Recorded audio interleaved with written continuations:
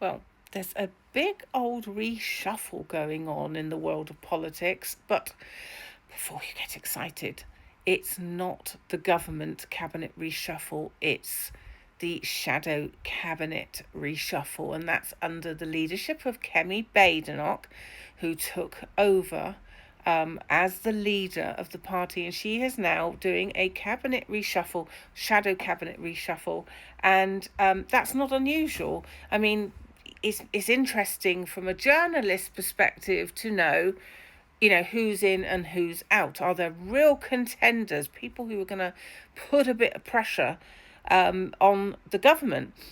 But so far, all we really know for sure is James Cleverly is going to be in. He is going to be in opposition to Angela Rayner as regards housing. So that one might be an interesting one. But some of the others are a bit nondescript. And I think the one that we're really waiting to see if he gets something will be Robert Jenrick. Now, Robert Jenrick, like James Cleverly, was in the leadership battle alongside Kemi Badenoch, and obviously lost out at the last fence. He fell at that point. But he hasn't stayed quiet. Now, he is the shadow justice minister, right? So, he has a decent role, but I suspect he's hoping to really land one of the big, juicy jobs.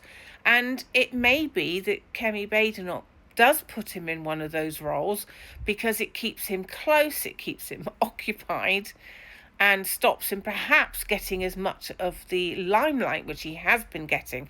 Now, look, no doubt about it, he wants to be the leader. He's quite strong in his campaign. He's to the, more to the right of the Conservative Party. And I think he will want to take the party in a little bit of a different direction. But he's already been in the news because he's been chasing down people at tube stations if they've jumped the barriers. He's been outraged by that. But maybe Badenoch wants, to either kind of reward him for what he's doing, or maybe she'll, get back there, know your place. So we'll see. But I don't know about you, but it just kind of feels a bit wishy-washy. Sort of the Conservatives have really fallen from grace, and I'm not sure how they can recover.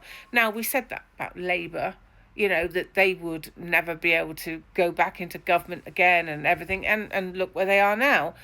But it doesn't feel like this Conservative party has got its act together. I don't think Badenoch is going to be the long-term shadow leader there, or leader of the shadow cabinet, and so I just don't think she's going to be.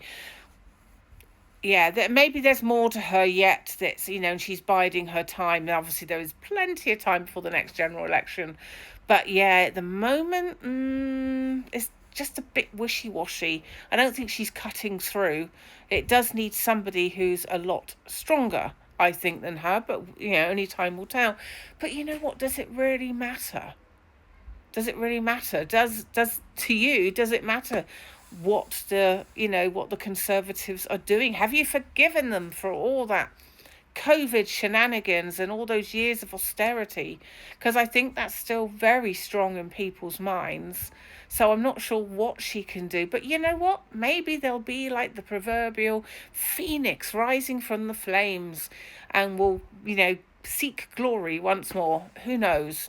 But I'd be really interesting to know what you think. Who do you think that Badenoch should put in the shadow cabinet? Do you think she's going to stay the leader for long? Do you think they have a chance to kind of, not experience that same type of drubbing that they had last time? Love to hear from you. And if you do like chats about politics, about injustices, about real people issues, then do give me a follow. And if you could like and repost this, it would be much appreciated.